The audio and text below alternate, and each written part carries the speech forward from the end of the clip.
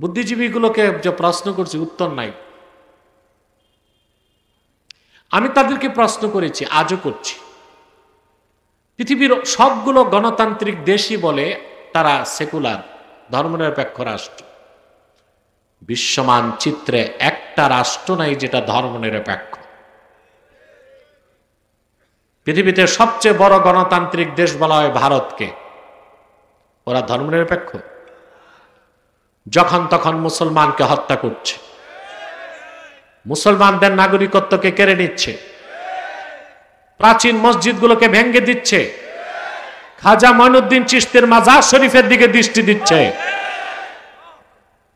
আমি বলি হিন্দুস্তান তার ধ্বংস ডেকে আনছে।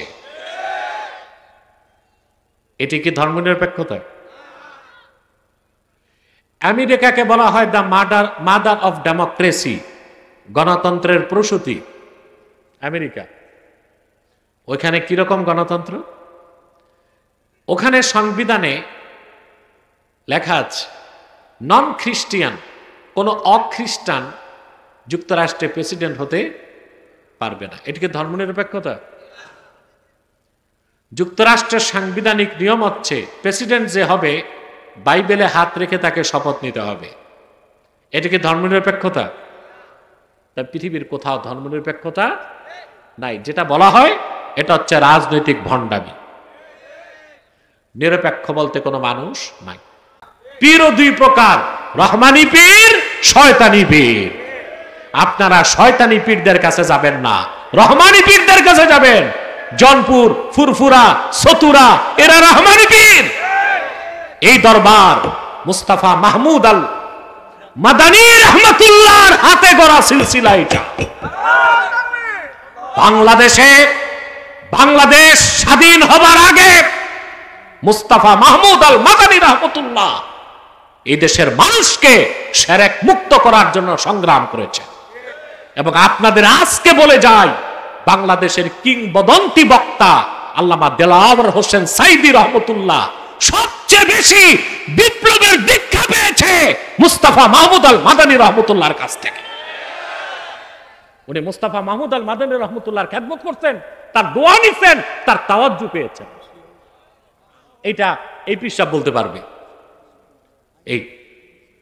এই মুস্তাফা মাহমুদ আল মাদানী রহমতুল্লাহ ছিলেন একজন বিপ্লবী সংগ্রামী পীর। সুবহানাল্লাহ।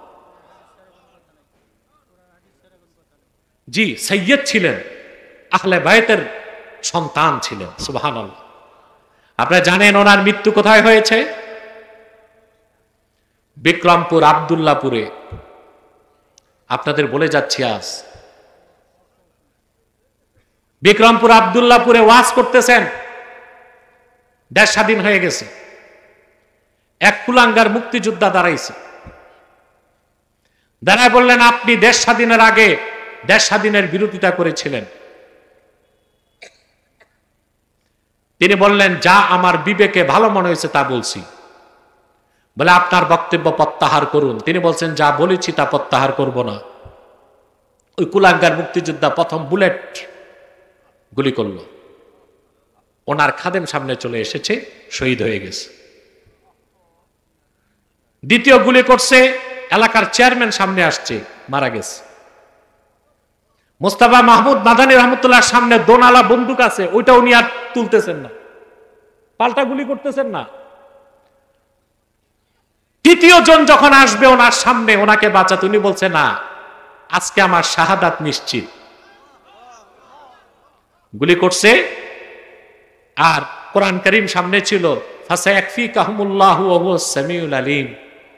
এই আয়াত থেকে তিনি ওয়াজ করার জন্য খুতবাতে তেলাওয়াত করছিলেন, শাহাদাত বরণ করছেন। সুবহানাল্লাহ। এরা ছিল আউলিয়া উর রহমান, রহমানি পীর। সুবহানাল্লাহ।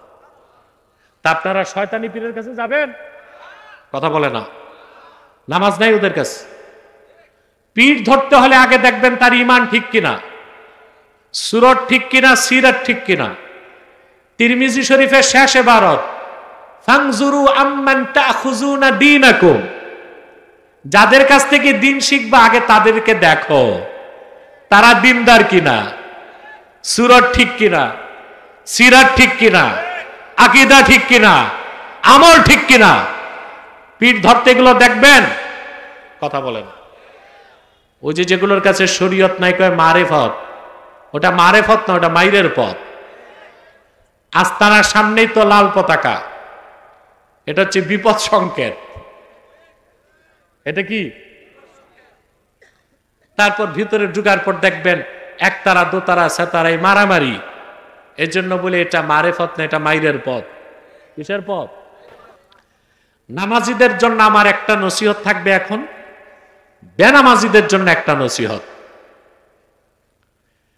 যারা 5 ওয়াক্ত নামাজ পড়েন চেষ্টা করবেন প্রতি রাতে কমসে কম 4 রাকাত তাহাজ্জুদ পড়া যায় কিনা।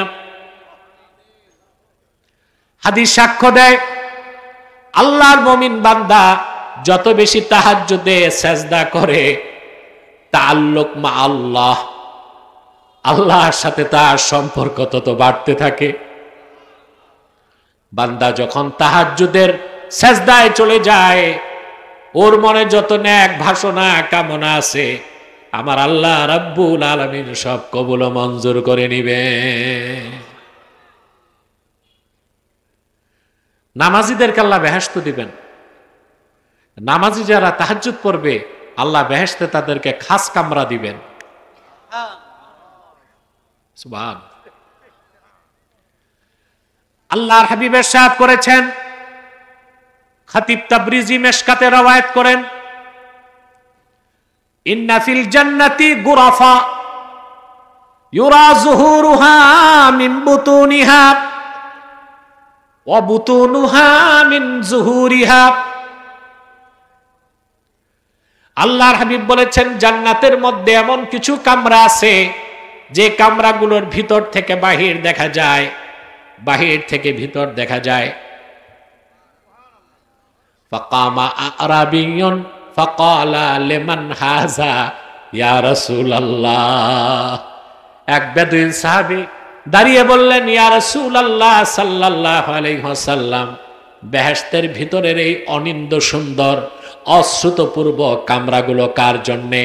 আল্লাহর হাবিব বললেন, লিমান আতাবাল কালাম ওয়া আত'আমাত তাআম ওয়া আদামাস সিয়াম ওয়া সাল্লা ফিল লাইলি ওয়ান নাসু নিয়াম।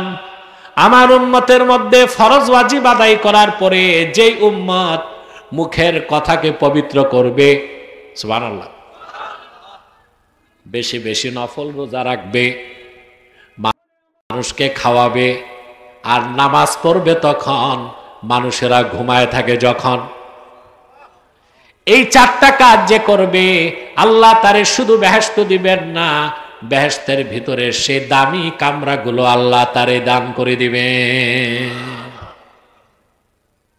যা নামাজ পড়েন তাদের জন্য নসিহত, এই অন্তত 4 রাকাত তাহাজ্জুদ নামাজ পড়ার চেষ্টা করবেন।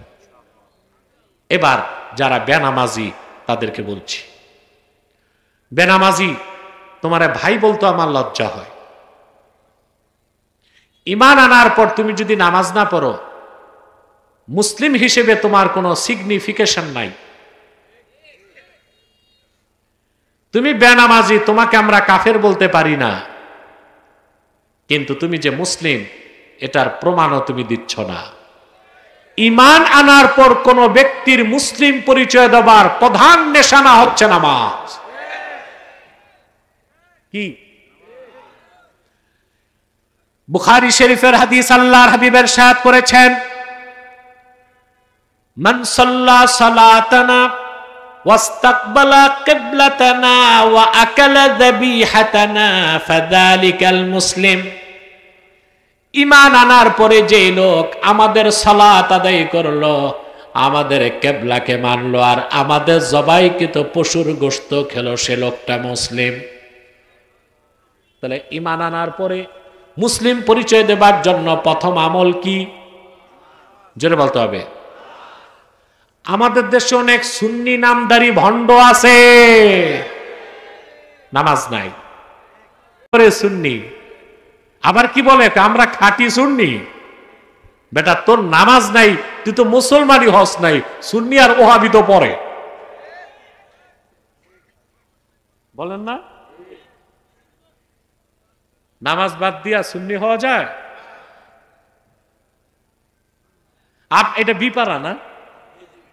বিপাড়া কি দরকার ব্রাহ্মণ পাড়া কর, বিপাড়াই কর।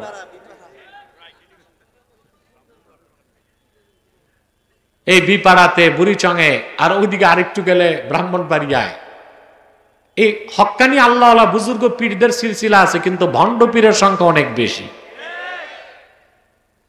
নামাজ নাই, রোজা নাই, জিকির নাই, পীর খলিফা মুরিদ সব হক্কানিয়া বসে আছে, গাঁজা খায়। নামাজ কলকি টানে, চোখ বন্ধ করে দেখে তাল গাছের উপর বাজার বসছে।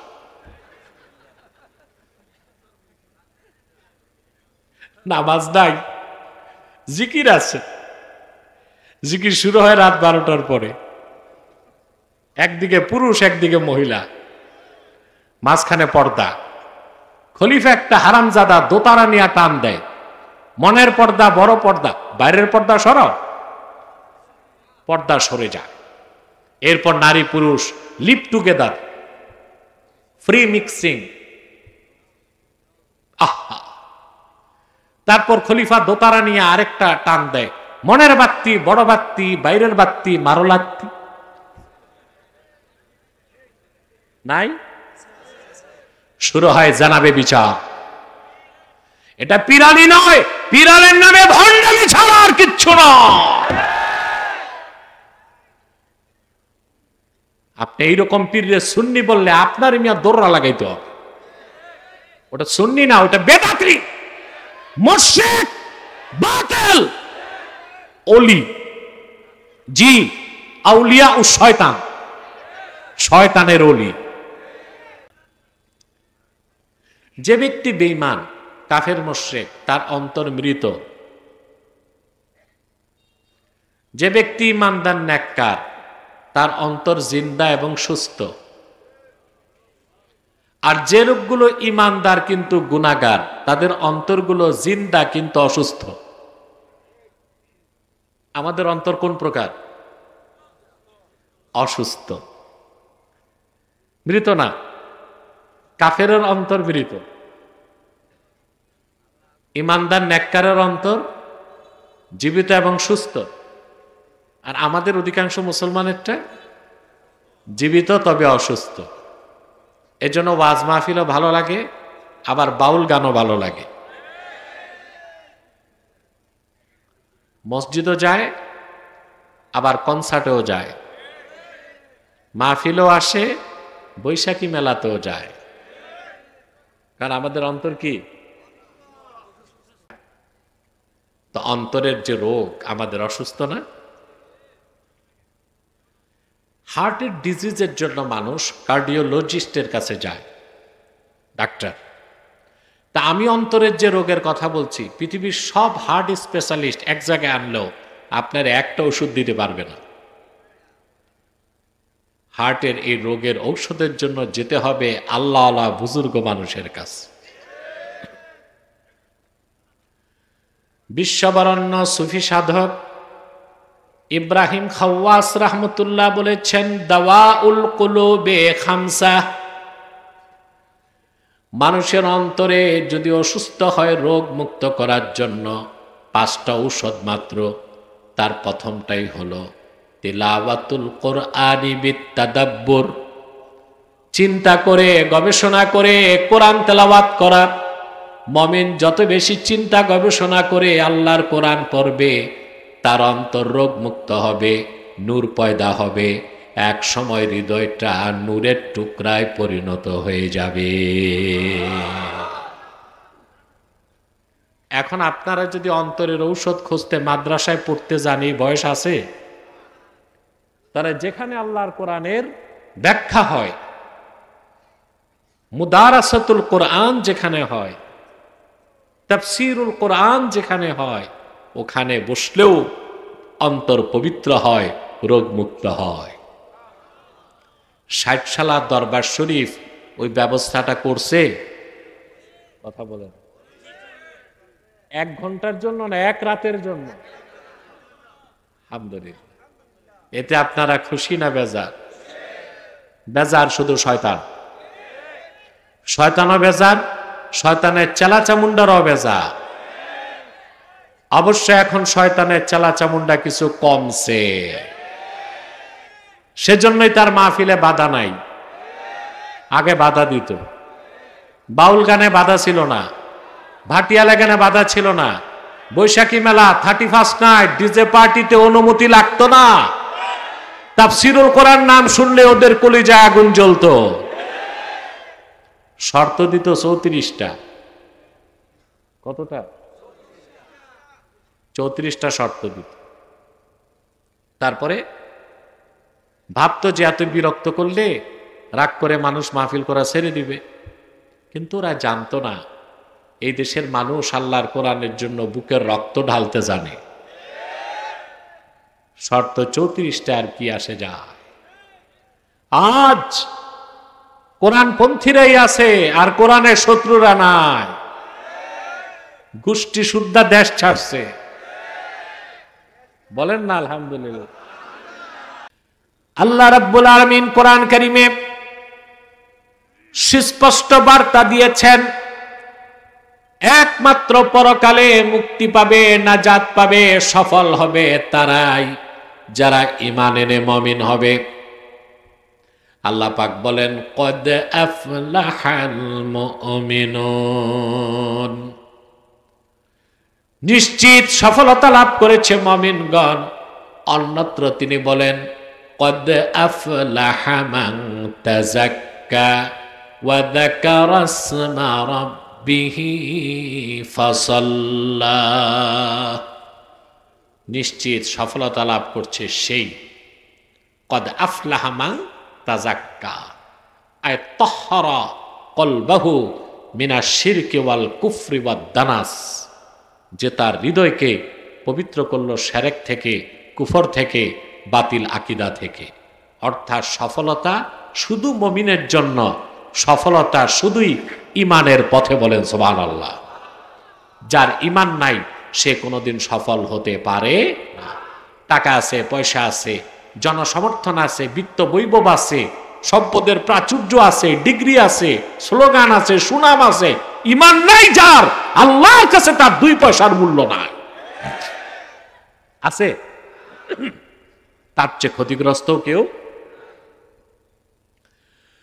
আল্লাহ রাব্বুল আলামিন কোরআন কারীমে বলেন, কুল হাল নুনাব্বিউকুম বিল আখসারিনা আমালা আল্লাযীনা দাল্লা সা'য়ুহুম ফিল হায়াতিদ দুনিয়া ওয়া হুম ইয়াহসাবুনা আন্নাহুম ইউহসিনুনা সুনআ।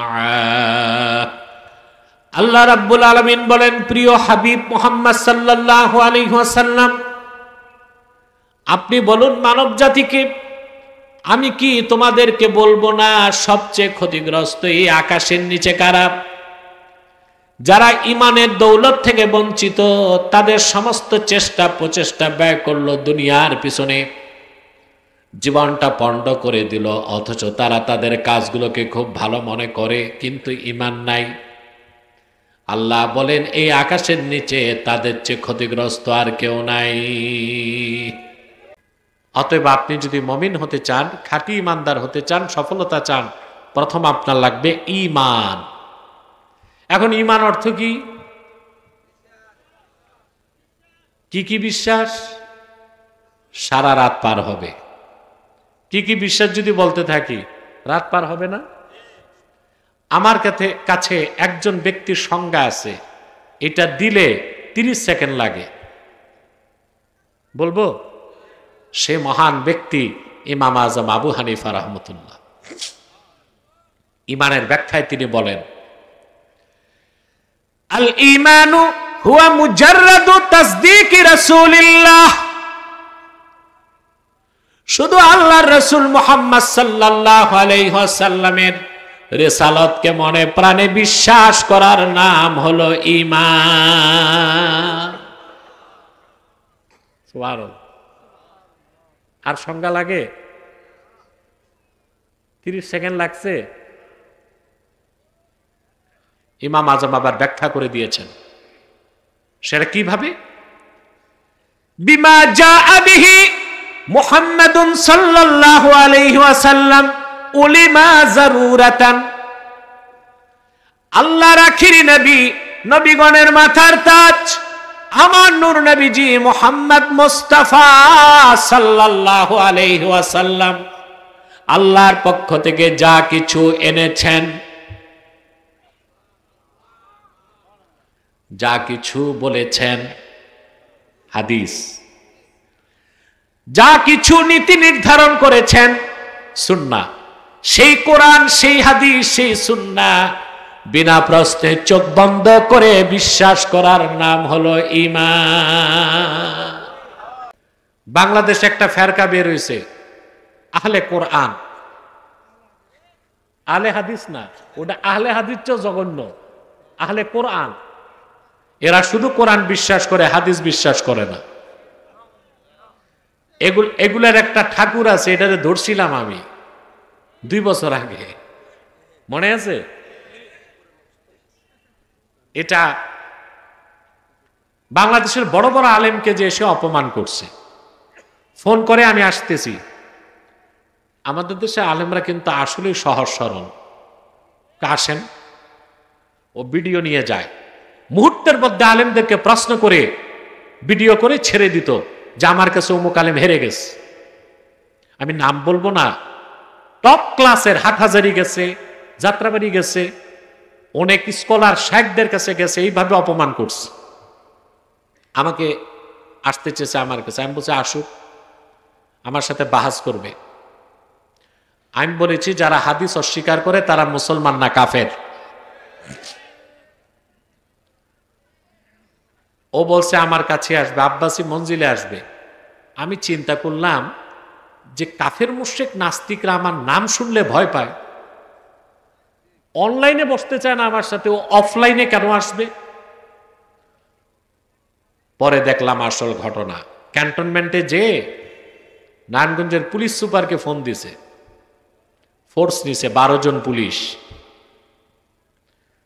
সকাল 10টায় আমার এখানে বাহাস, 9টায় গেছে ডিসি সাহেবের বাংলোতে। SP ready, DC ready. তখন এমপি ছিল আমার শত্রু বিরুদ্ধে, নামটার বললেন না, ও ভাগছে, পলাইছে, শুনছি বোরখা পরিয়া গেছে।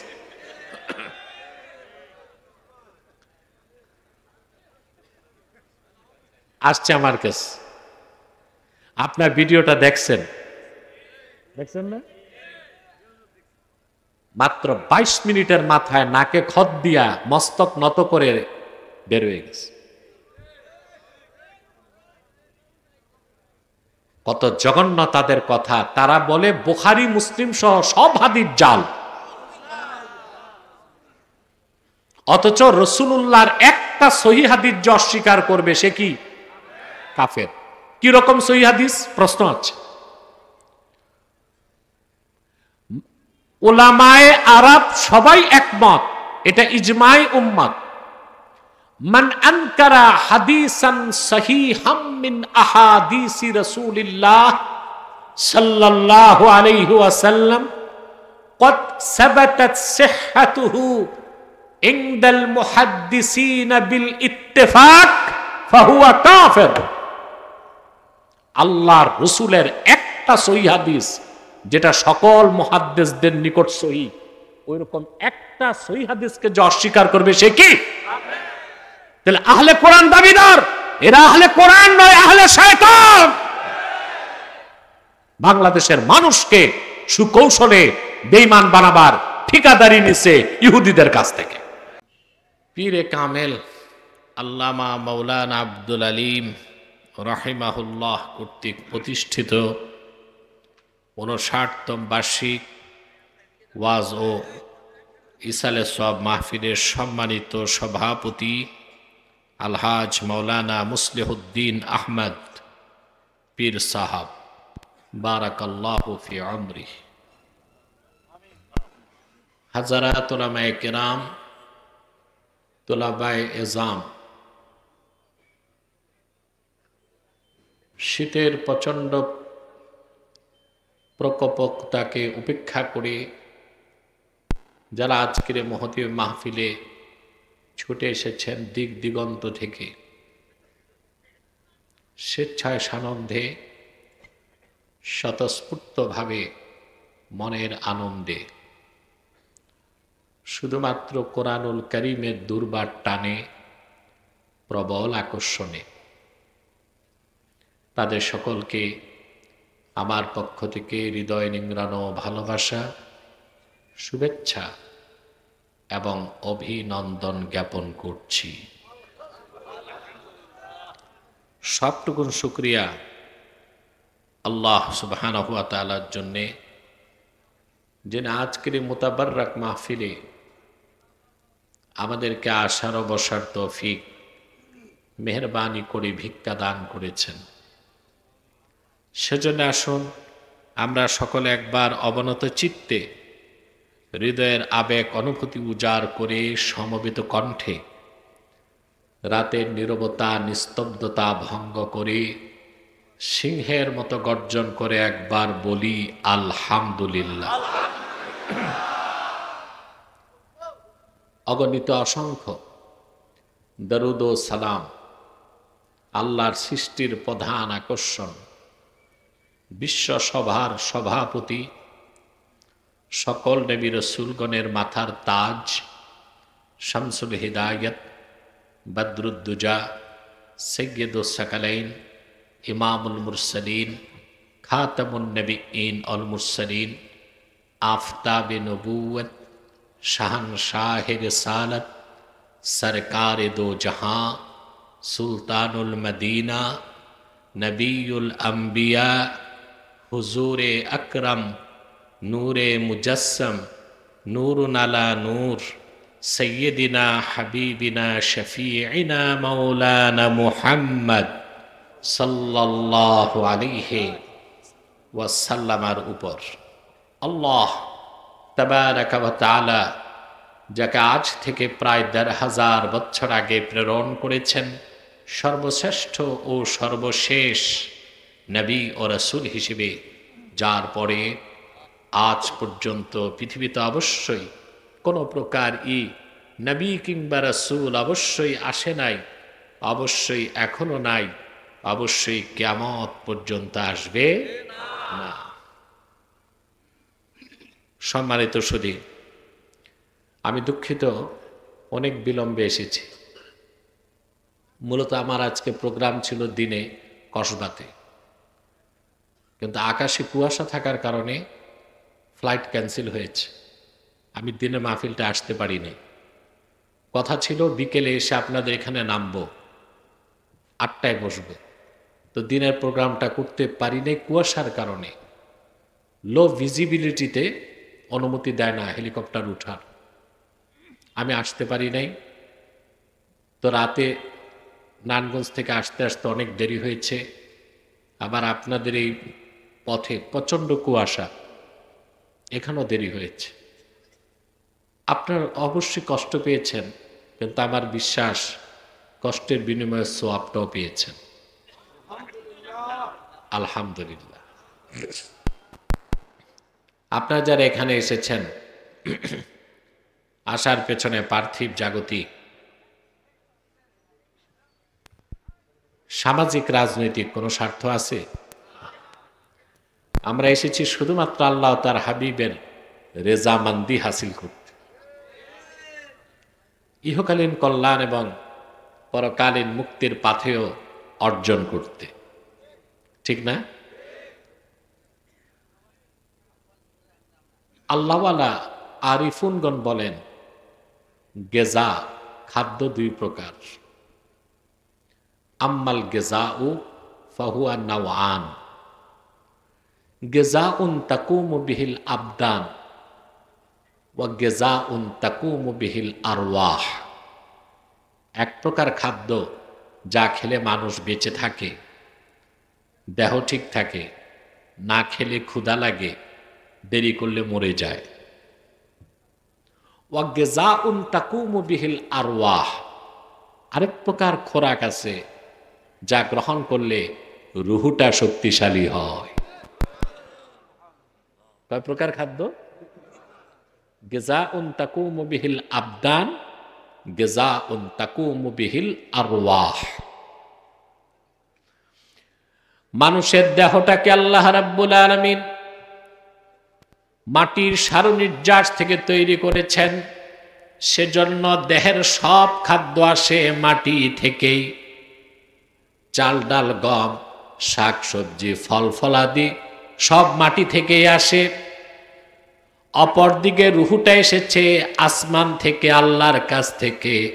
রুহের খোরাকটাও এসেছে লাউহে মাহফুজ থেকে।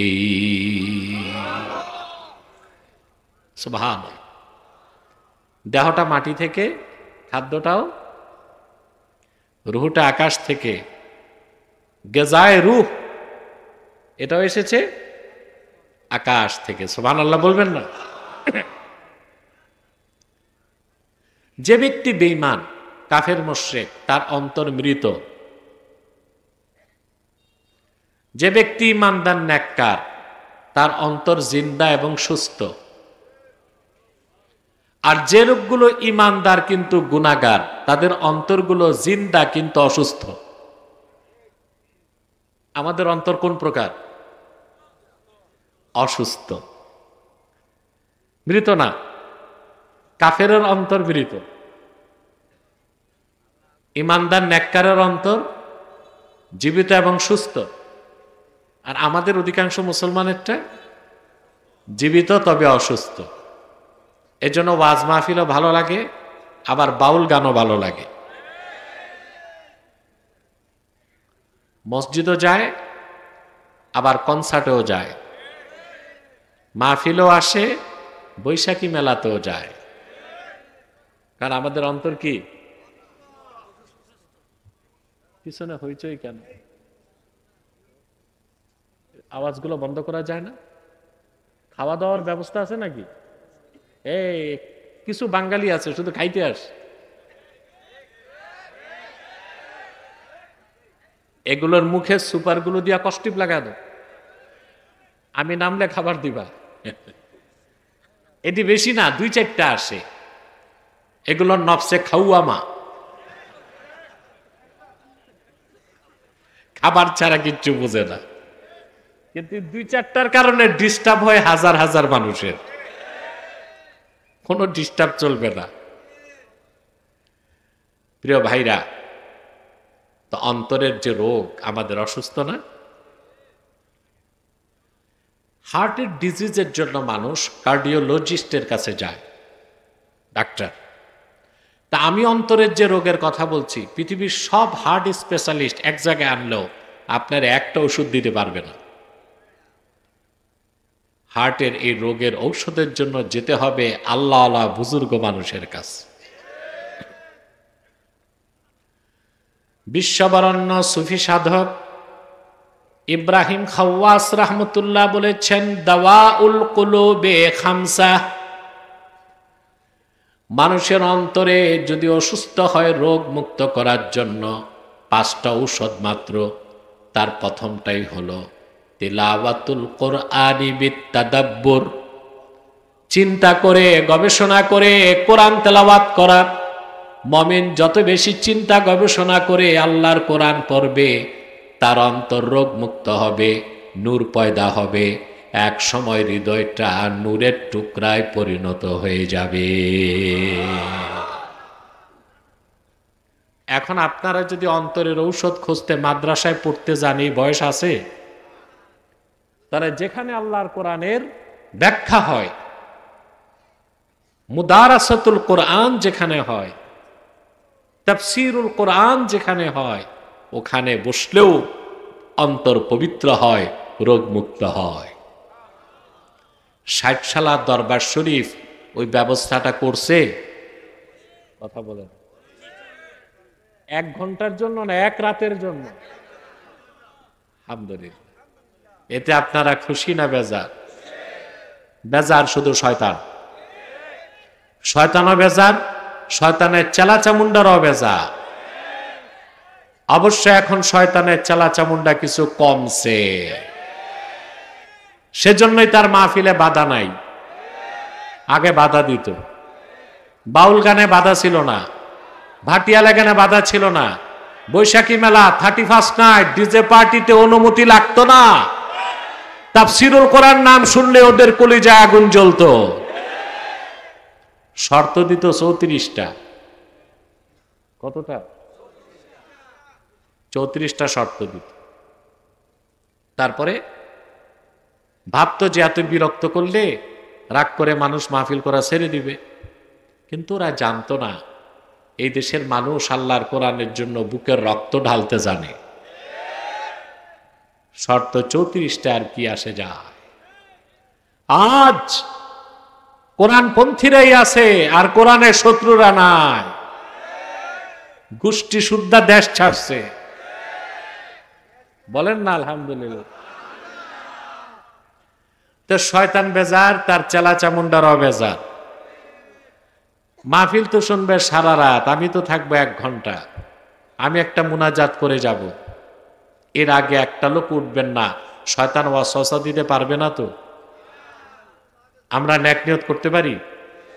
নেক নিয়ত করে শয়তানের নাপাক গেলে একটা চপাটাঘাত করতে পারি? আমরা দোয়া করে গুনাহ মাফ করে নিষ্পাপ বেহেশতি আল্লাহওয়ালা হয়ে বাড়ি যেতে চাই। কারা কারা হাত তুলে আল্লাহ তাআলা?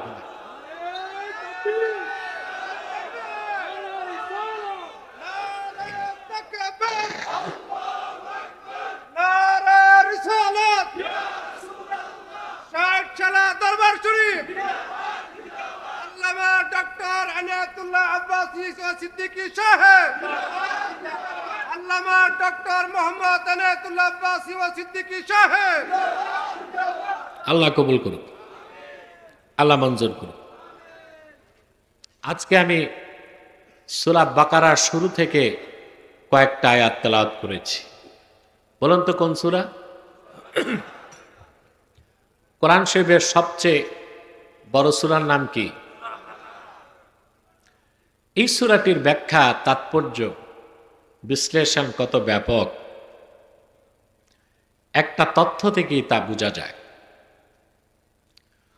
মুফাসসির লেখেন, ওয়াকাফা আবু বকর রাদিয়াল্লাহু তাআলা আনহু 8 সানা ফি সূরাতিল বাকারা।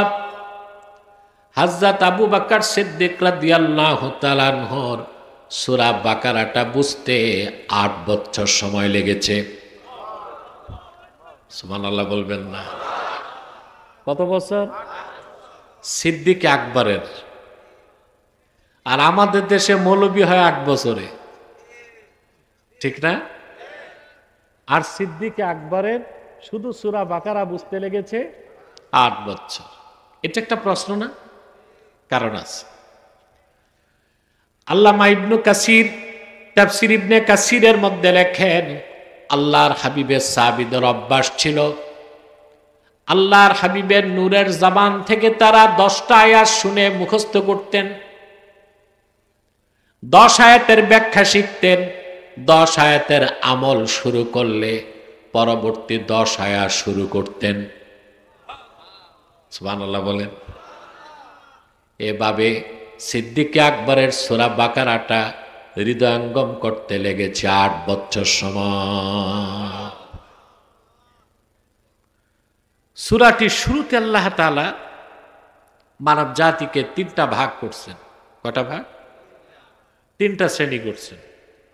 3টা শ্রেণীর বাইরে চতুর্থ কোনো শ্রেণী নাই। প্রথম হচ্ছে মুমিনুন, তারপর কাফিরুন, তারপর মুনাফিকুন। এই 3-এর বাইরে চতুর্থ কোনো অবস্থান আল্লাহর দৃষ্টিতে নাই। আমরা একটা আবিষ্কার করছি, সেকুলারিস্ট, ধর্মনিরপেক্ষতা। এটা হচ্ছে একটা রাজনৈতিক ভণ্ডামি। পৃথিবীর কোনো মানুষ নিরপেক্ষ হইতে পারে না। পারে? এই যে সেকুলারিজম যেটা, এটা হচ্ছে একেবারে রাজনৈতিক ভণ্ডামি একটা। কোনো মানুষ পৃথিবীতে নিরপেক্ষ নয়। এবং পৃথিবীতে আমি তো অনেক বুদ্ধিজীবীকে পাকড়াও করছি বাংলাদেশ। আলহামদুলিল্লাহ। লাইভ চলছে, লাইভ চালাচ্ছে, লাইভ চলবে না।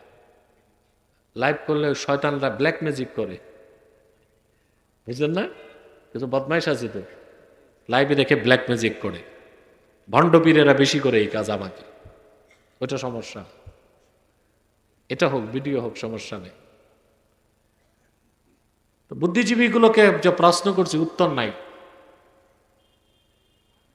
আমি তাদেরকে প্রশ্ন করেছি, আজও করছি। পৃথিবীর সবগুলো গণতান্ত্রিক দেশই বলে তারা সেকুলার, ধর্মনিরপেক্ষ রাষ্ট্র। বিশ্বমান চিত্রে একটা রাষ্ট্র নাই যেটা ধর্মনিরপেক্ষ। পৃথিবীতে সবচেয়ে বড় গণতান্ত্রিক দেশ বলা হয় ভারতকে। ওরা ধর্মনিরপেক্ষ? যখন তখন মুসলমানকে হত্যা করছে, মুসলমানদের নাগরিকত্বকে কেড়ে নিচ্ছে, প্রাচীন মসজিদগুলোকে ভেঙে দিচ্ছে, খাজা মঈনুদ্দিন চিশতির মাজার শরীফের দিকে দৃষ্টি দিচ্ছে। আমি বলি হিন্দুস্তান তার ধ্বংস ডেকে আনছে। এটি কি ধর্মনিরপেক্ষতা? আমেরিকাকে বলা হয় দ্য মাদার অফ ডেমোক্রেসি, গণতন্ত্রের প্রসূতি আমেরিকা। ওইখানে কিরকম গণতন্ত্র? ওখানে সংবিধানে লেখা আছে নন খ্রিস্টিয়ান, কোন অখ্রিস্টান যুক্তরাষ্ট্রের প্রেসিডেন্ট হতে পারবে না। এটিকে ধর্মনিরপেক্ষতা? যুক্তরাষ্ট্রের সাংবিধানিক নিয়ম হচ্ছে প্রেসিডেন্ট যে হবে বাইবেলে হাত রেখে তাকে শপথ নিতে হবে। এটিকে ধর্মনিরপেক্ষতা? তাই পৃথিবীর কোথাও ধর্মনিরপেক্ষতা নাই। যেটা বলা হয় এটা হচ্ছে রাজনৈতিক ভণ্ডামি। নিরপেক্ষ বলতে কোনো মানুষ নাই। হয় কোনো মানুষ মুমিন হবে, নয় কাফের হবে, নয় মুনাফিক হবে। আল্লাহ তাআলা 3 নামে সূরা নাজিল করেছেন। মুমিনের নামে সূরা মুমিনুন, কাফেরের নামে সূরা কাফিরুন, মুনাফিকের নামে সূরা মুনাফিকুন। প্রশ্ন হলো সূরা মুশরিকুন নাই কেন? কথা বলেন। মুশরিকুন নামে একটা সূরা নাই তো, কেন নাই? সব মুশরিকরাই কাফের, সব কাফেররা মুশরিক নয়। ইন্না বাইনাল কাফিরি ওয়াল মুশরিকি ওয়াজহাল উমুমি ওয়াল খুসুস। প্রত্যেক কাফের মুশরিক নাও হতে পারে, কিন্তু প্রত্যেক মুশরিকই কাফের। এই জন্য কাফেরদের মধ্যেই তো মুশরিকরা আছে, আলাদা তাদের নামে কোনো সূরা নাই। কথা বুঝতেছেন? মানুষ কয় শ্রেণী? হয় মুমিন, নয় কাফের, নয়। আল্লাহ রাব্বুল আলামিন কোরআন কারীমে সুস্পষ্ট বার্তা দিয়েছেন, একমাত্র পরকালে মুক্তি পাবে, নাজাত পাবে, সফল হবে তারাই যারা ঈমান এনে মুমিন হবে। আল্লাহ পাক বলেন কদ আফলাহাল মুমিনুন, নিশ্চিত সফলতা লাভ করেছে মুমিনগণ। অন্যত্র তিনি বলেন কদ আফলাহা মান তাযাক্কা ওয়া যাকারা ইসমা রাব্বিহি ফাসাল্লা। নিশ্চিত সফলতা লাভ করছে সেই কদ আফলাহা মান তাযাক্কা, আয় তাহহারা কলবাহু মিনাশ শিরকি ওয়াল কুফরি ওয়াদ দানাস, যে তার হৃদয়কে পবিত্র করলো শিরক থেকে, কুফর থেকে, বাতিল আকীদা থেকে। অর্থাৎ সফলতা শুধু মুমিনের জন্য, সফলতা শুধুই ঈমানের পথে। বলেন সুবহানাল্লাহ। যার ঈমান নাই সে কোনোদিন সফল হতে পারে না। টাকা আছে, পয়সা আছে, জনসমর্থন আছে, বিত্ত বৈভব আছে, সম্পদের প্রাচুর্য আছে, ডিগ্রি আছে, স্লোগান আছে, সুনাম আছে, ঈমান নাই যার, আল্লাহর কাছে তার 2 পয়সার মূল্য নাই। আছে? তার চেয়ে ক্ষতিগ্রস্ত কেউ। আল্লাহ রাব্বুল আলামিন কোরআন কারীমে বলেন কুল হাল নুনাব্বিউকুম বিল আখসারিনা আমালা আল্লাযীনা দাল্লা সা'য়ুহুম ফিল হায়াতিদ দুনিয়া وهم يحسبون أنهم يحسنون صنعا আল্লাহ রাব্বুল আলামিন বলেন, প্রিয় হাবিব মুহাম্মদ সাল্লাল্লাহু আলাইহি ওয়াসাল্লাম, আপনি বলুন মানব জাতিকে, আমি কি তোমাদেরকে বলবো না সবচেয়ে ক্ষতিগ্রস্ত এই আকাশের নিচে কারা? যারা ইমানের দৌলত থেকে বঞ্চিত, তাদের সমস্ত চেষ্টা প্রচেষ্টা ব্যয় করলো দুনিয়ার পিছনে, জীবনটা পণ্ড করে দিল, অথচ তারা তাদের কাজগুলোকে খুব ভালো মনে করে, কিন্তু ঈমান নাই। আল্লাহ বলেন এই আকাশের নিচে তাদের চেয়ে ক্ষতিগ্রস্ত আর কেউ নাই। তা আমাদের তিন শ্রেণীর মধ্যে কোন শ্রেণীতে থাকতে হবে? জোরে বলেন, মুমিন। আল্লাহ শুরুতেই বলেন, আল্লাযীনা ইউমিনুনা বিল গায়বি ওয়া ইউকিমুনাস সালাতা ওয়া মিম্মা রাযাকনাহুম ইউনফিকুন। আল্লাহ বলেন মুমিন কারা? আল্লাযীনা ইউমিনুনা বিল গায়ব, যারা বিশ্বাস স্থাপন করে গায়বের উপর। কিসের উপর? গায়ব অর্থ কি? জোরে বলতে হবে। ভুল, একেবারেই ভুল, একেবারেই ভুল। গায়ব অর্থ অদৃশ্য না। আমাদের দেশের ৯৮ জন গায়ব অর্থই জানে না, কিন্তু এলমে গায়বের মাসালা নিয়ে ঝগড়া ঠিকই করে। অর্থ জানে না, গায়ব অর্থ কি, ঝগড়া ঠিকই আছে এলমে গায়বের মাসালা নিয়ে। গায়ব অর্থ যদি অদৃশ্য হয়, ইনভিজিবল, এই যে বাতাস নাকে লাগতেছে, এটা কি দৃশ্যমান না অদৃশ্য? তো অদৃশ্য যদি গায়েব হয়, তো বাতাসকে কি বলতে হয়? গায়েব। তো নাকে দিয়ে ঢুকে কি? তাহলে অদৃশ্যকে গায়েব বলা যাবে না। গায়েব অর্থ কি? ইমাম খাজেন তাফসীর খাজেনে লিখেছেন, এই আয়াতের ব্যাখ্যাতেই ইমাম খাজেন লিখেছেন, কুল্লু মা গাবা আন হাওয়াসিল খামসা, প্রত্যেক সেই জিনিস যা পঞ্চ ইন্দ্রিয় থেকে দূরে, দেখা যায় না, ছোঁয়া যায় না, ধরা যায় না, অনুমান করা যায় না, অনুভব করা যায় না, নাকে শুঙ্গা যায় না, কানে শোনা যায় না, স্পর্শ করা যায় না, পঞ্চ ইন্দ্রিয় থেকে দূরে যা, ওইটাই গায়েব। হতে পারে তা বহু দূরে, হতে পারে তা অনেক কাছে। যেমন ৯,৩০,০০,০০০ মাইল দূরে সূর্যটা, এটা গায়েব না? গায়েব। ইন্দ্রিয় কয়টা? দুইটায় ধরছে, চোখে আর চামড়ায়। কথা বলে না। আমি কি কবরস্থানে না মাহফিলে? আপনার মনে ভুলে গেছেন মাহফিলে আছেন। আমাকে একটু সাপোর্ট দিতে হবে। ঘুমান না তো? আমি কি একটু টেস্ট করতে পারি? কে কে ঘুমান? হাত উঠান।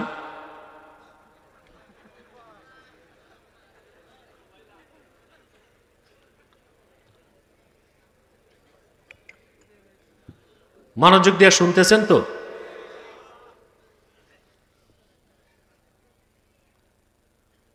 অদৃশ্যকে গায়েব বলা হয় না। আপনি একটা তর্জমা করতে পারেন, অজানা। কি বলতে পারেন? পঞ্চ ইন্দ্রিয়, যেটাকে স্টেজে লাফালাফি, দৌড়াদৌড়ি, ম্যারাথন কিছু চলবে না, চুপচাপ বসেন। পঞ্চ ইন্দ্রিয় যেটাকে ধরতে পারে না, দেখতে পারে না, ছুতে পারে না, অনুমান করতে পারে না, অনুভব করতে পারে না, ওইটাই কি? গায়েব। হতে পারে দূরে, হতে পারে ৯,৩০,০০,০০০ মাইল দূরে সূর্য, ১৫ কোটি কিলোমিটার। আলোর গতি সেকেন্ডে ১,৮৬,০০০ মাইল। সূর্য থেকে পৃথিবীতে আলো আসতে টাইম লাগে ৮ মিনিট ২০ সেকেন্ড। এত দূরের সূর্যটা কি আমাদের কাছে গায়েব? কয়টা ইন্দ্রিয় ধরছে? দুইটা, চোখে, চামড়ায়। কিন্তু ৩.৫ হাত নিচের কবরটা গায়েব। ওই কবরে মজা আছে, সাজা আছে, তর্জন আছে, গর্জন আছে, সুখ আছে, শান্তি আছে, হাসি আছে, কান্না আছে, 3.5 হাত নিচে কবর, কিছুই তো টের পাই না, কারণ আলমে বারজাককে আল্লাহ তাআলা গায়বের মধ্যে রেখে দিছে। মজা আছে, মুমিনেরটাই মজা, কাফেরেরটাই আহা সুবহানাল্লাহ। কাফেরের কবর হচ্ছে জাহান্নামের টুকরা, আর প্রত্যেক ইমানদারের কবর রাউযাতুম মিন রিয়াজিল জান্নাহ, বেহেশতের টুকরা। সুবহান। ওখানে তর্জন আছে, গর্জন আছে, হাসি আছে, কান্না আছে, সুখ আছে, দুঃখ আছে, মজা আছে, সাজা আছে।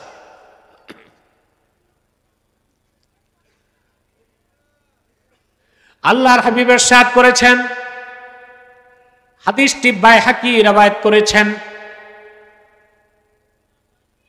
প্রত্যেক মানুষকে কবরে দাফন করার পরে, সুয়াল জবাবের পরে মাটি একটা চাপ দিবে,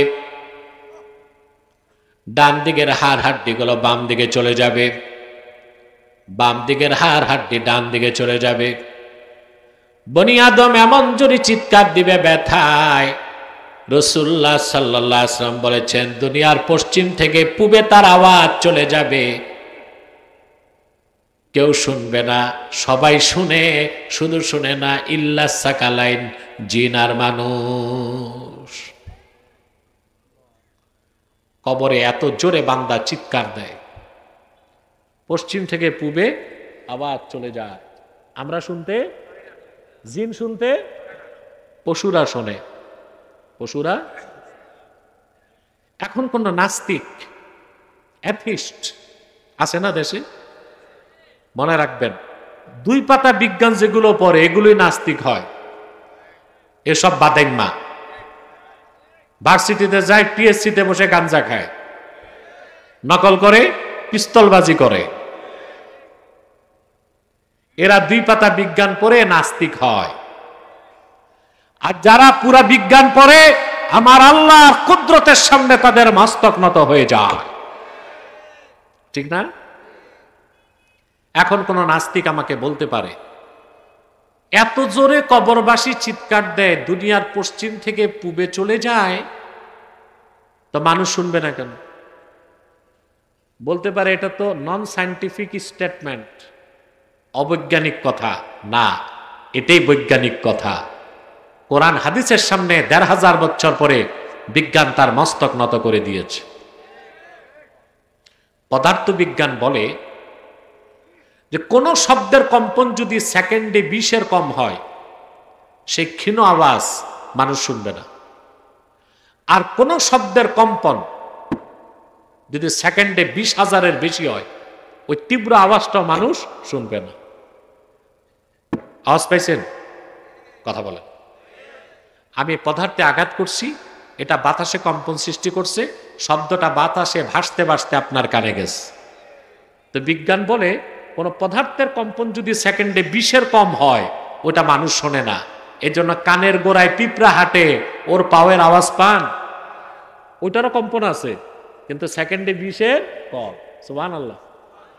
আর কোন পদার্থের কম্পন যদি সেকেন্ডে 20,000-এর বেশি হয়, ওইটা মানুষ শুনবে না।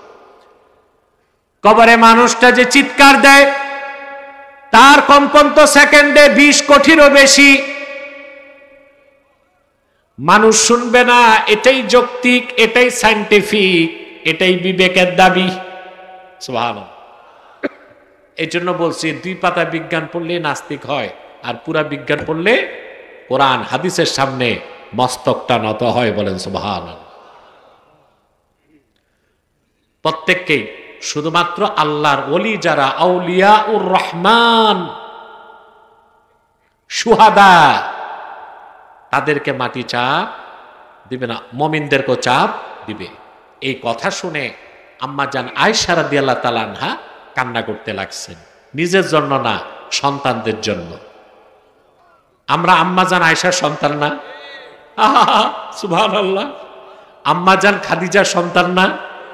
উম্মাহাতুল মুমিনিন যারা, ওনাদের সবারই সন্তান আমরা। হযরত আয়েশা কাঁদতেছেন, রাসূলুল্লাহ সাল্লাল্লাহু আলাইহি ওয়াসাল্লাম বললেন, আয়েশা কান্না করছো কেন? তিনি বললেন, আপনার উম্মতের মুমিনরাও কি এই চাপ পাবে? ওরা কষ্ট পাবে না? আল্লাহর হাবিব বললেন, আয়েশা আমার উম্মতের মুমিন চাপ পাবে, ব্যথা পাবে না।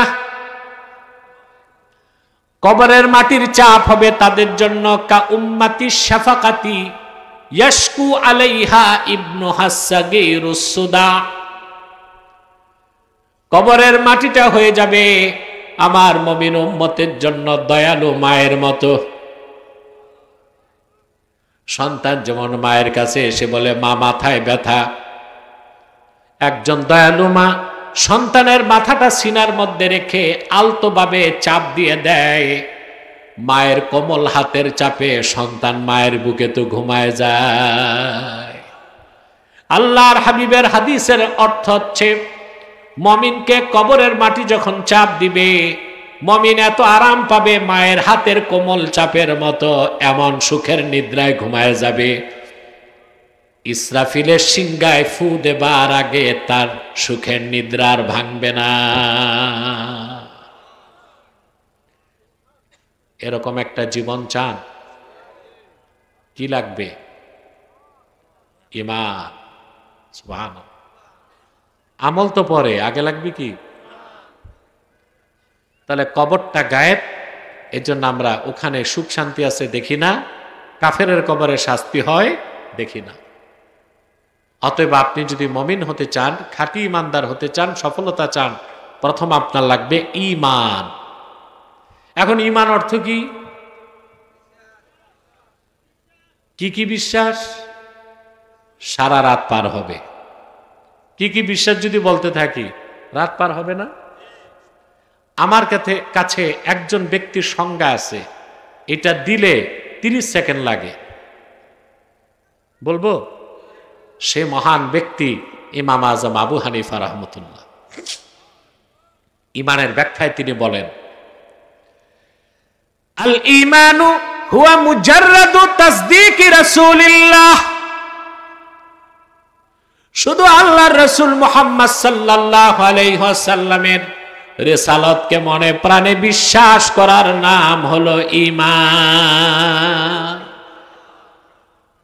সুবহানাল্লাহ। আর সংজ্ঞা লাগে? 30 সেকেন্ড লাগছে।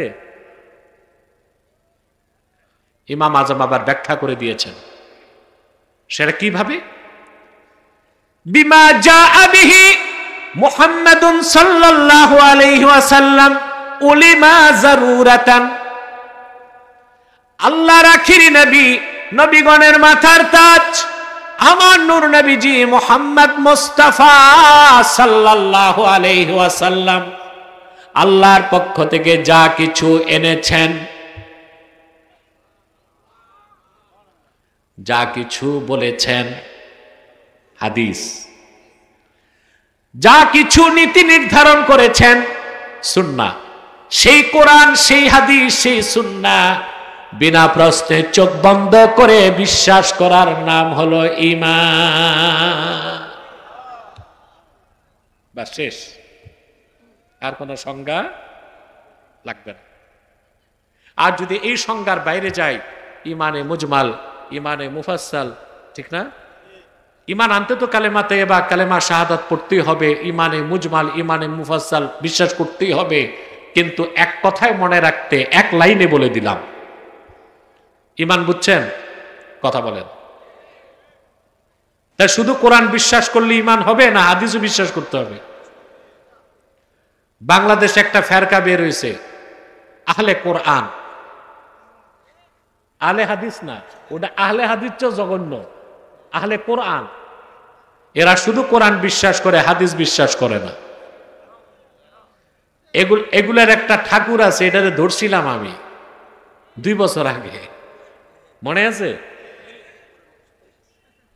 এটা বাংলাদেশের বড় বড় আলেমকে যে এসে অপমান করছে, ফোন করে আমি আসতেছি।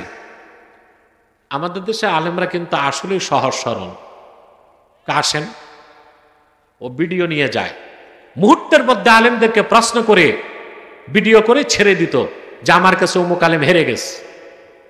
আমি নাম বলবো না, টপ ক্লাসের হাটহাজারি গেছে, যাত্রাবাড়ি গেছে, অনেক স্কলার শেখদের কাছে গেছে, এইভাবে অপমান করছে। আমাকে আসতে চেয়েছে আমার কাছে, আমি বলছি আসুক, আমার সাথে বাহাস করবে। আমি বলেছি যারা হাদিস অস্বীকার করে তারা মুসলমান না, কাফের। ও বলছে আমার কাছে আসবে, আব্বাসী মঞ্জিলে আসবে। আমি চিন্তা করলাম যে কাফের মুশরিক নাস্তিকরা আমার নাম শুনলে ভয় পায়, অনলাইনে বসতে চায় না আমার সাথে, ও অফলাইনে কেন আসবে? পরে দেখলাম আসল ঘটনা। ক্যান্টনমেন্টে যে নারায়ণগঞ্জের পুলিশ সুপারকে ফোন দিছে, ফোর্স নিছে 12 জন পুলিশ। সকাল 10টায় আমার এখানে বাহাস, 9টায় গেছে ডিসি সাহেবের বাংলোতে। SP ready, DC ready. তখন এমপি ছিল আমার শত্রু বিরুদ্ধে, নামটার বললেন না, ও ভাগছে, পলাইছে, শুনছি বোরখা পরিয়া গেছে।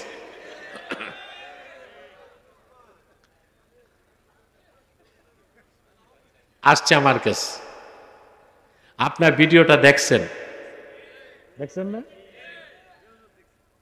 মাত্র 22 মিনিটের মাথায় নাকে খত দিয়া মস্তক নত করে বের হয়ে গেছে। কত জঘন্য তাদের কথা। তারা বলে বুখারী মুসলিম সহ সব হাদিস জাল, অথচ রাসূলুল্লাহর একটা সহিহ হাদিস যে অস্বীকার করবে সে কি কাফের। কি রকম সহিহ হাদিস? প্রশ্ন আছে। উলামায়ে আরব সবাই একমত, এটা ইজমায়ে উম্মত। মান আনকারা হাদিসান সহিহাম মিন আহাদিসি রাসূলিল্লাহ সাল্লাল্লাহু আলাইহি ওয়াসাল্লাম قد ثبتت صحته عند المحدثين بالاتفاق فهو كافر। আল্লাহর রাসূলের একটা সহিহ হাদিস যেটা সকল মুহাদ্দিসদের নিকট সহিহ, ওইরকম একটা সহিহ হাদিসকে যে অস্বীকার করবে সে কি? তাহলে আহলে কোরআন দাবিদার, এরা আহলে কোরআন নয়, আহলে শয়তান।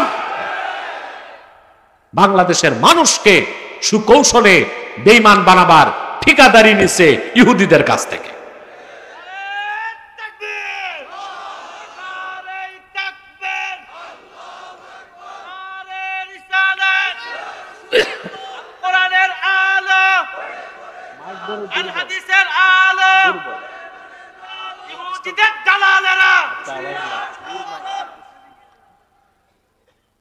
মাইকম্যান কই আসো?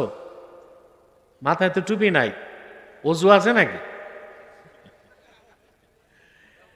সাউন্ডটা আরেকটু লাগবে, ডবল না হয় কানে না লাগে, চিকন আওয়াজ একটু বাড়ায় দাও। হ্যাঁ, মাইক ভালো, ভোল্টেজ কম। সম্মানিত সুধী, কথা শুনতেছেন? তাহলে ইমানের সংজ্ঞা কি? আল্লাহর হাবিব মুহাম্মদ সাল্লাল্লাহু আলাইহি ওয়াসাল্লামের রিসালাতকে বিশ্বাস করার নাম কি? ঈমান। সুবহানাল্লাহ। এখন প্রশ্ন আসে, তো তাওহীদের বিশ্বাস, উলুহিয়াত, রুবুবিয়াত, আখিরাতের বিশ্বাস, এগুলো ছাড়া ঈমান হয় কেমনে? যে ব্যক্তি আল্লাহর হাবিবের রিসালাতকে বিশ্বাস করল সে তো 30 পারা কোরআনকে মেনে নিল,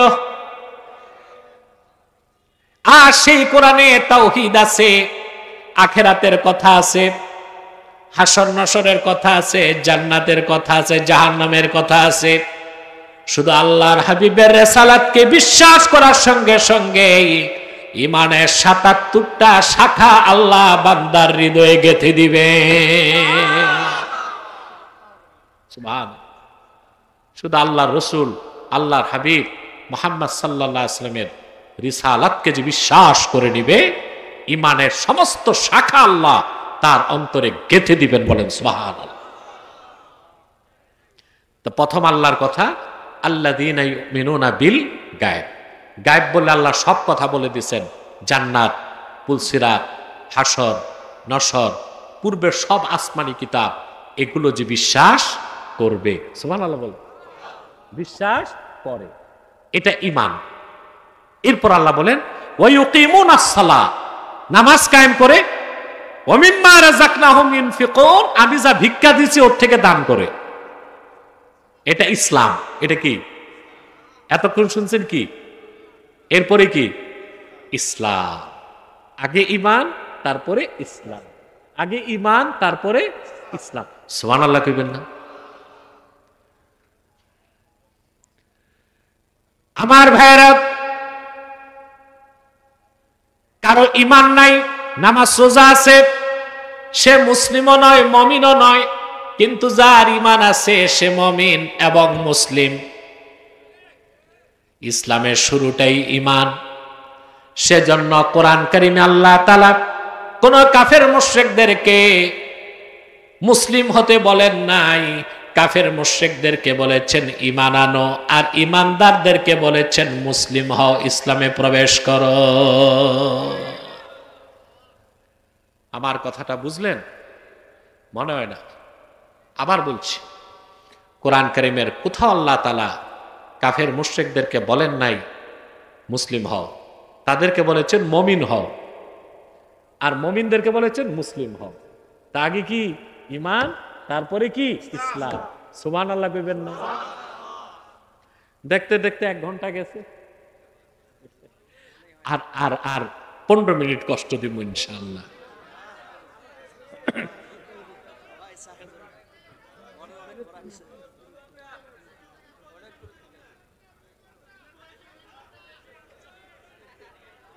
বসেন বসেন বসেন, আমার কথাটা শুনবেন তো ভাই? সেটা হচ্ছে, বেশি সময়ে কম কথা ভালো না কম সময়ে বেশি কথা? কম সময়ে বেশি কথা। আপনারা চালাক, আপনারা চান বেশি সময়ে বেশি কথা।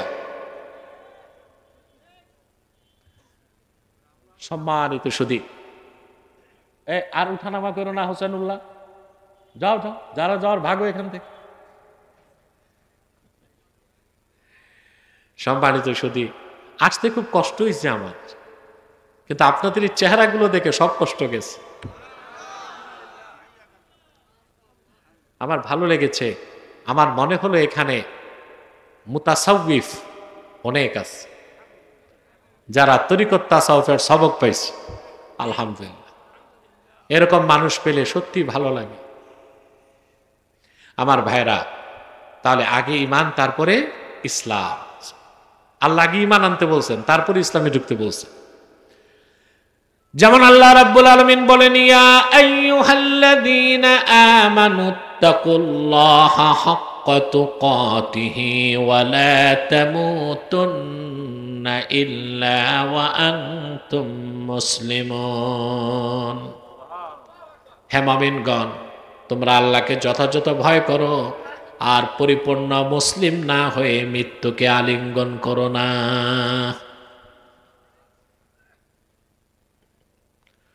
সূরা বাকারাতে আল্লাহ তাআলা বলেন, ইয়া আইয়ুহাল্লাযীনা আমানু দুখুলু ফিস-সিলমি কাফা ওয়া লা তাত্তাবিউ খুতুওয়াতিশ শাইতান ইন্নাহু লাকুম আদুউম মুবিন। ঈমানদারগণ, তোমরা যারা ঈমান এনেছো, পরিপূর্ণভাবে ইসলামে প্রবেশ করো। এই প্রশ্ন নাকি? প্রশ্ন সব তার কাছে যাবে। যদি সে মনে করে উত্তর দরকার আমাকে দিবে। আমি কমিটি যদি সিলেক্ট করে তাহলে উত্তর দিব। কারণ অনেক সময় অনেক রকম প্রশ্ন করে মানুষ, বুঝেন নাই? তো এগুলো তো দেখা যায় আমি তো উত্তর দিয়ে যাবো, আমার সামনে তো কেউ দাঁড়াবে না, পরে কমিটিকে খেসারত দিতে হয়।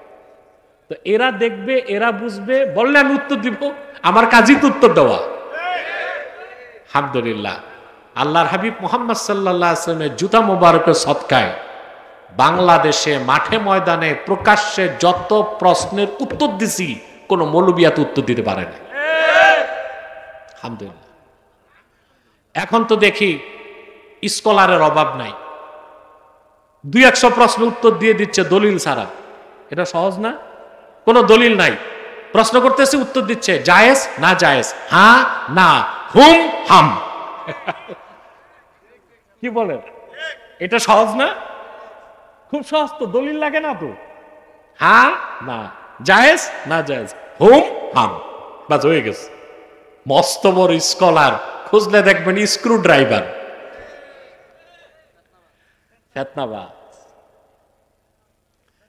আজকে প্রশ্ন দিলে আমি উত্তর দিব, 10 মিনিট প্রশ্ন উত্তর দিব ইনশাআল্লাহ। কিন্তু এই প্রশ্ন নিয়ে নিয়ে বারবার স্টেজে আসবেন না, আমি যখন চাইবো হাতে হাতে দিয়ে দিবেন, এখন না। এখন আমারে আর একটু কথা কইতে দেন 10-15 মিনিট, ডিস্টার্ব করবেন না। সম্মানিত সুধী, আল্লাহ তাআলা বলেছেন, তোমরা যারা ঈমান এনেছো ইসলামে প্রবেশ করো পরিপূর্ণভাবে। তা আগে ঈমান, তারপরে কি? তাহলে এখন তো স্বাভাবিক প্রশ্ন আসে, ইসলাম অর্থ কি? তাইলে ঈমানের অর্থ তো বুঝছি। আমাদের দেশে দেখবেন রাজনৈতিক নেতারা যখন মাইক পায়, এরা খুব সুন্দর সুন্দর ওয়াজ করে, কথা বলেন। আপনাদের বিবাড়ি একটা ভণ্ড ছিল, এক এমপি ছিল, এ স্টেজে যায় ওয়াজ করত। আমাদের নারায়ণগঞ্জে একটা ছিল, আলেম বসায় 1 ঘন্টা সে বক্তব্য দিত। খোঁজ নিলে দেখা গেছে এশার নামাজটাও পড়ে নাই, স্টেজের পিছনে সিগারেট টানছে। আলেমদেরকে বসায় নসিহত খয়রাত করে। এরা মাইক পাইলে বলে, ভাই সব ইসলাম অর্থ শান্তি, বলে না? কিন্তু দেখা যায় সমাজে সব অশান্তির মূলে সে, অশান্তির মূলে। আসলে ইসলাম অর্থ কি বুঝে নেন। বিশ্ববরণ্য মুফাসসির ইমাম ফখরুদ্দিন রাজি তাফসীরুল কবীরের মধ্যে লেখেন, ওয়া আসলুহু মিনাস সিলমে হুয়াল ইনকিয়াদুজ যাহির মা শারতে ইনকিয়াদিল বাতিন। ইসলাম শব্দটা সিলমুন শব্দ থেকে, সিলমুন মানে বাহ্যিক আনুগত্য, তার মানে ঈমান আনার পরে শরীয়তের হুকুমগুলো মস্তক পেতে মেনে নেবার নাম ইসলাম। ঈমান আনার পরে আল্লাহ তার হাবিবের হুকুমগুলোকে বিনা প্রশ্নে মেনে নেবার নাম হলো ইসলাম। বলেন সুবহানাল্লাহ। ঈমানের পর আল্লাহ দিলেন ইসলাম, মানে সবচেয়ে বড় আনুগত্য। সেটা কি? সালাত, 5 ওয়াক্ত নামাজ। ওয়া ইউকিমুনাস সালাত, নামাজ কায়েম করে। সুবহানাল্লাহ বলবেন না? আপনারা নামাজ পড়েন সবাই? নামাজীদের জন্য আমার একটা নসিহত থাকবে এখন, বেনামাজীদের জন্য একটা নসিহত। যারা 5 ওয়াক্ত নামাজ পড়েন, চেষ্টা করবেন প্রতি রাতে কমসে কম 4 রাকাত তাহাজ্জুদ পড়া যায় কিনা। হাদিস সাক্ষ্য দেয়, আল্লাহর মুমিন বান্দা যত বেশি তাহাজ্জুদে সেজদা করে, তাআল্লুক মা আল্লাহ, আল্লাহর সাথে তার সম্পর্ক তত বাড়তে থাকে।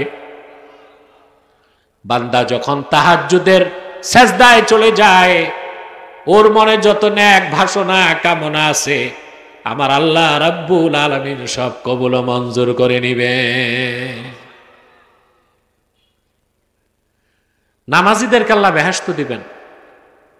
নামাজি যারা তাহাজ্জুদ পড়বে, আল্লাহ বেহেশতে তাদেরকে খাস কামরা দিবেন। সুবহান। আল্লাহর হাবিব ইরশাদ করেছেন, খতিব তাবরিজি মেশকাতে রওয়ায়াত করেন, ইন্না ফিল জান্নাতি গুরাফা ইউরা যুহুরুহা মিন বুতুনিহা ওয়া বুতুনুহা মিন যুহুরিহা। আল্লাহর হাবিব বলেছেন, জান্নাতের মধ্যে এমন কিছু কামরা আছে যে কামরাগুলোর ভিতর থেকে বাহির দেখা যায়, বাহির থেকে ভিতর দেখা যায়। ফাকামা আরাবিয়ুন ফাকালা লিমান হাযা ইয়া রাসূলুল্লাহ।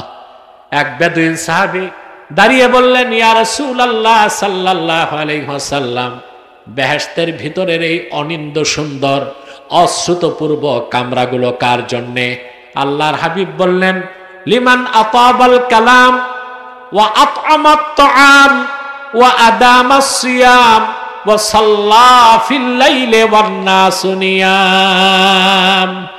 আমার উম্মতের মধ্যে ফরজ ওয়াজিব আদায় করার পরে যেই উম্মত মুখের কথাকে পবিত্র করবে, সুবহানাল্লাহ, বেশি বেশি নফল রোজা রাখবে, মানুষকে খাওয়াবে, আর নামাজ পড়বে তখন মানুষেরা ঘুমায় থাকে যখন, এই চারটা কাজ যে করবে আল্লাহ তারে শুধু বেহেশত দিবেন না, বেহেশতের ভিতরে সে দামি কামরাগুলো আল্লাহ তারে দান করে দিবে।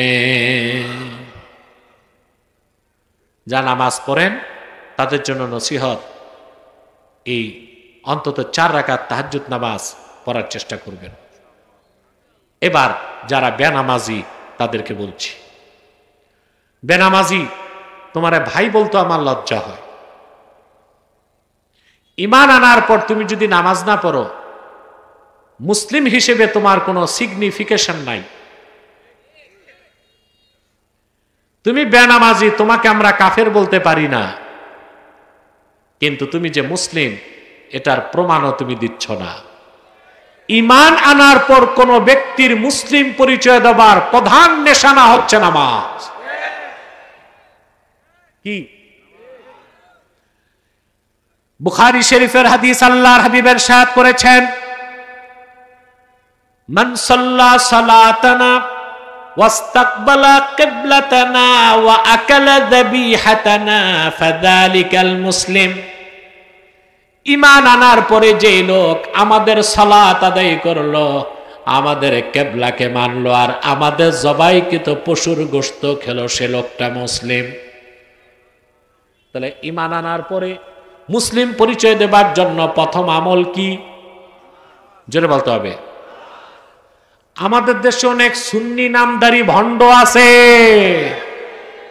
নামাজ নাই, সুন্নি, আবার কি বলে আমরা খাঁটি সুন্নি। বেটা তোর নামাজ নাই, তুই তো মুসলমানই হস নাই, সুন্নি আর ওহাবি তো পরে, বলেন না? নামাজ বাদ দিয়া সুন্নি হওয়া যায়? এটা বিপারা না? বিপারা কি দরকার ব্রাহ্মণ পাড়া কর, বিপারাই কর।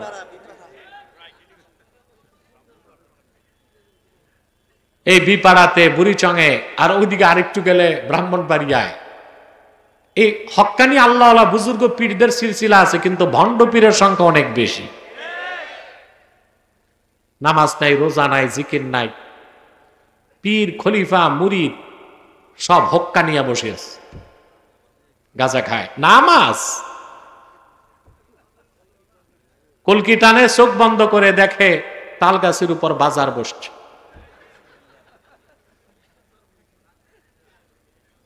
নামাজ নাই, জিকির আছে, জিকির শুরু হয় রাত 12টার পরে। একদিকে পুরুষ, একদিকে মহিলা, মাঝখানে পর্দা।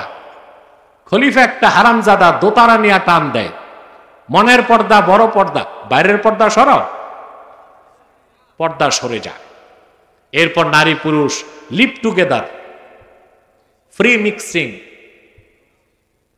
আহা, তারপর খলিফা দোতারা নিয়ে আরেকটা টান দেয়, মনের বাত্তি বড় বাত্তি, বাইরের বাত্তি মারো লাগতি। নাই, শুরু হয় জানাবে বিচার। এটা পিরানি নয়, পিরানের নামে ভণ্ডামি ছাড়া আর কিচ্ছু নয়। আপনি এইরকম পীরে সুন্নি বললে আপনার মিয়া দৌড়া লাগাইতে হবে। ওটা সুন্নি না, ওটা বেদাতি, মুশরিক, বাতিল, ওলি। জি, আউলিয়া ও শয়তান, শয়তানের ওলি। ওলি কয় প্রকার? এক প্রকার আউলিয়া উর রহমান, আরেক প্রকার আউলিয়া উস শয়তান, ঠিক না? আল্লাহ রাব্বুল আলামিন বলেন, আল্লাহু ওয়ালিয়ুল্লাযীনা আমানু ইউখরিজুহুম মিনাজ যুলুমাতি ইলান নূর। যারা ঈমানদার তাদের ওয়ালি আল্লাহ, আল্লাহ তাদেরকে অন্ধকার সমূহ থেকে বের করে একটা নূর, তার মানে ঈমানের দিকে নিয়ে আসেন। والذين كفروا أولياؤهم الطاغوت يخرجونهم من النور إلى الظلمات أولئك أصحاب النار هم فيها خالدون। আর যারা কাফের কুফর করেছে তাদের অভিভাবক হচ্ছে শয়তান, তাগুত। তাগুত তাদেরকে ঈমান থেকে দূরে সরায়া অন্ধকার সমূহের দিকে নিয়ে যায়। এর জন্য ওলি কয় প্রকার? আউলিয়াউর রহমান, আউলিয়াউশ শয়তান। পীরও দুই প্রকার, রহমানি পীর, শয়তানি পীর। আপনারা শয়তানি পীরদের কাছে যাবেন না, রহমানি পীরদের কাছে যাবেন। জনপুর, ফুরফুরা, সতুরা এরা রহমানি পীর। এই দরবার মুস্তাফা মাহমুদ আল মাদানী রহমাতুল্লাহর হাতে গড়া সিলসিলা এটা। বাংলাদেশ স্বাধীন হবার আগে মুস্তাফা মাহমুদ আল মাদানী রহমাতুল্লাহ এই দেশের মানুষকে শিরক মুক্ত করার জন্য সংগ্রাম করেছে। এবং আপনাদের আজকে বলে যাই, বাংলাদেশের কিংবদন্তি বক্তা আল্লামা দেলাওয়ার হোসেন সাইদি রহমতুল্লাহ সবচেয়ে বেশি বিপ্লবের দীক্ষা পেয়েছে মুস্তাফা মাহমুদ আল মাদানী রহমতুল্লাহর কাছ থেকে। উনি মুস্তাফা মাহমুদ আল মাদানী রহমতুল্লাহর খেদমত করছেন, তার দোয়া নিছেন, তার তাওয়াজ্জু পেয়েছেন। এটা এই পিসাব বলতে পারবে। এই মুস্তাফা মাহমুদ আল মাদানী রহমতুল্লাহ ছিলেন একজন বিপ্লবী সংগ্রামী পীর। সুবহানাল্লাহ। জি, সৈয়দ ছিলেন, আহলে বায়তের সন্তান ছিলেন। সুবহানাল্লাহ। আপনারা জানেন ওনার মৃত্যু কোথায় হয়েছে? বিক্রমপুর আব্দুল্লাহপুরে। আপনাদের বলে যাচ্ছি, আজ বিক্রমপুর আব্দুল্লাহপুরে ওয়াজ করতেছেন, দেশ স্বাধীন হয়ে গেছে। এক কুলাঙ্গার মুক্তিযোদ্ধা দাঁড়াইছে, দাঁড়ায় বললেন, আপনি দেশ স্বাধীনের আগে দেশ স্বাধীনের বিরোধিতা করেছিলেন। তিনি বললেন, যা আমার বিবেকে ভালো মনে হয়েছে তা বলছি। বলে, আপনার বক্তব্য প্রত্যাহার করুন। তিনি বলছেন, যা বলেছি তা প্রত্যাহার করব না। ওই কুলাঙ্গার মুক্তিযোদ্ধা প্রথম বুলেট গুলি করলো, ওনার খাদেম সামনে চলে এসেছে, শহীদ হয়ে গেছে। দ্বিতীয় গুলি করছে, এলাকার চেয়ারম্যান সামনে আসছে, মারা গেছে। মুস্তাফা মাহমুদ মাদানী রহমতুল্লাহর সামনে দোনালা বন্দুক আছে, ওইটা উনি আর তুলতেছেন না, পাল্টা গুলি করতেছেন না। তৃতীয় জন যখন আসবে ওনার সামনে ওনাকে বাঁচাতে, উনি বলছে, না, আজকে আমার শাহাদাত নিশ্চিত। গুলি করছে, আর কোরআন কারীম সামনে ছিল, ফাসায়াকফিকাহুমুল্লাহু ওয়া হুয়াস সামিউল আলিম। এই আয়াত থেকে তিনি ওয়াজ করার জন্য খুতবাতে তেলাওয়াত করছিলেন, শাহাদাত বরণ করছেন। সুবহানাল্লাহ। এরা ছিল আউলিয়া উর রহমান, রহমানি পীর। সুবহানাল্লাহ। তা আপনারা শয়তানি পীরের কাছে যাবেন? কথা বলে না, নামাজ নাই ওদের কাছে। পীর ধরতে হলে আগে দেখবেন তার ঈমান ঠিক কিনা, সুরত ঠিক কিনা, সিরাত ঠিক কিনা। তিরমিজি শরীফের শেষ ইবারত, ফানজুরু আম্মান তাখুজুনা দীনাকুম। যাদের কাছ থেকে দিন শিখবা আগে তাদেরকে দেখো, তারা দিনদার কিনা, সুরত ঠিক কিনা, সিরাত ঠিক কিনা, আকীদা ঠিক কিনা, আমল ঠিক কিনা। পীর ধরতে এগুলো দেখবেন, কথা বলেন। ওই যে যেগুলোর কাছে শরীয়ত নাই, কয় মারেফত। ওটা মারেফত না, ওটা মাইরের পথ। আস্তানার সামনেই তো লাল পতাকা, এটা হচ্ছে বিপদ সংকেত। এটা কি? তারপর ভিতরে ঢুকার পর দেখবেন একতারা, দোতারা, সেতারাই মারামারি। এর জন্য বলে এটা মারেফত না, এটা মাইরের পথ। কিসের পথ? আলিহি ওয়া সাহবিহি ওয়া সাল্লাম। الذي أكمل الله به قصر النبوة أي ختم الله به النبوة وحكما لا نبي بعده وأعلن في القرآن بالبرهان أن محمدا صلى الله عليه وسلم خاتم النبيين والمرسلين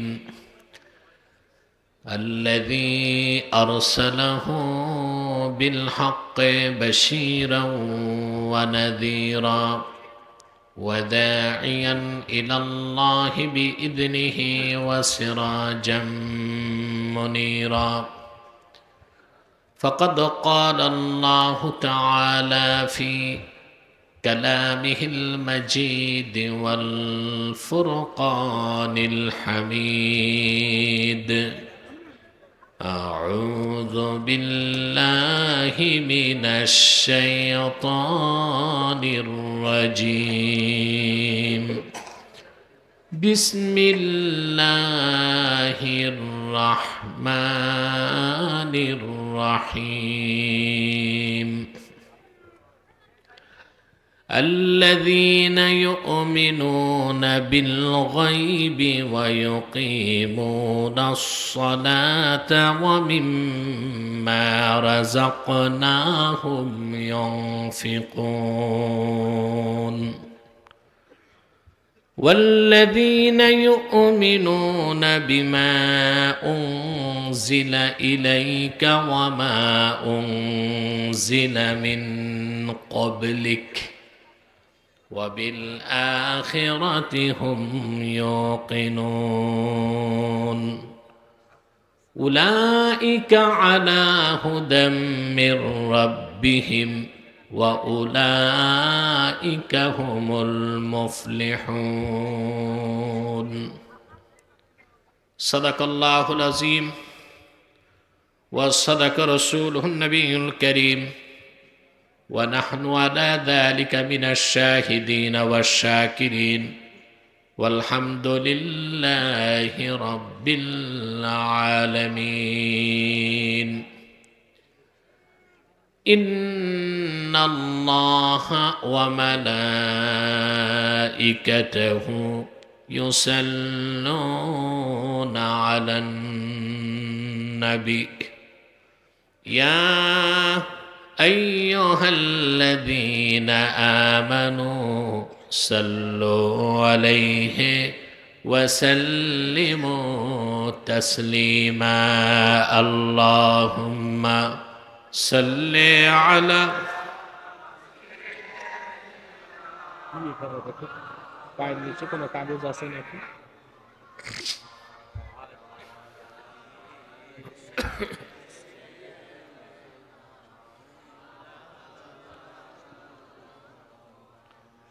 আপনারা এতগুলো মানুষ দরুদ শরীফের আওয়াজ নাই কেন? সমস্যা কি? অসুস্থতা না কৃপণতা? একটা তো সমস্যা আছে। জবান খুলে পড়ুন আল্লাহুম্মা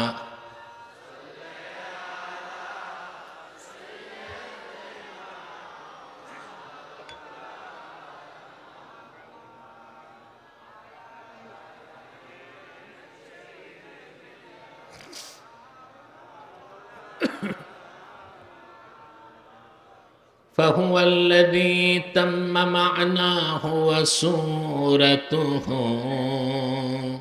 ثم اصطفاه حبيبا بارئ النسم اللهم صل على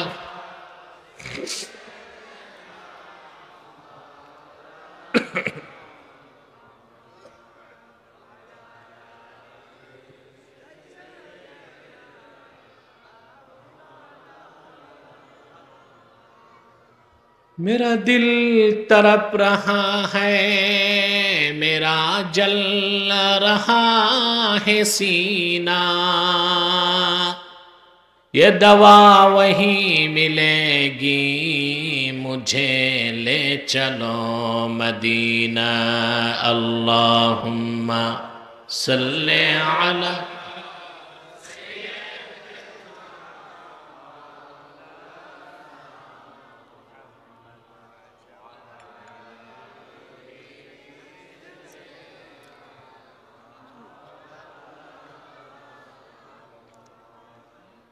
مدینے کی ہوا سے جنتی بو آتی ہے کھا کے پا کے مدینہ میں نور جنت چمکتی ہے اللہم صلی علی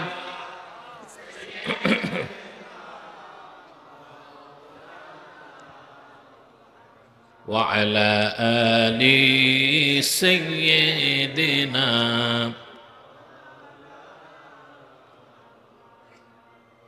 محمد رسول الله صلى الله عليه وسلم ختم الله به النبوة وحكما لا نبي بعده بلغ العلا بكماله حسنت جميع خصاله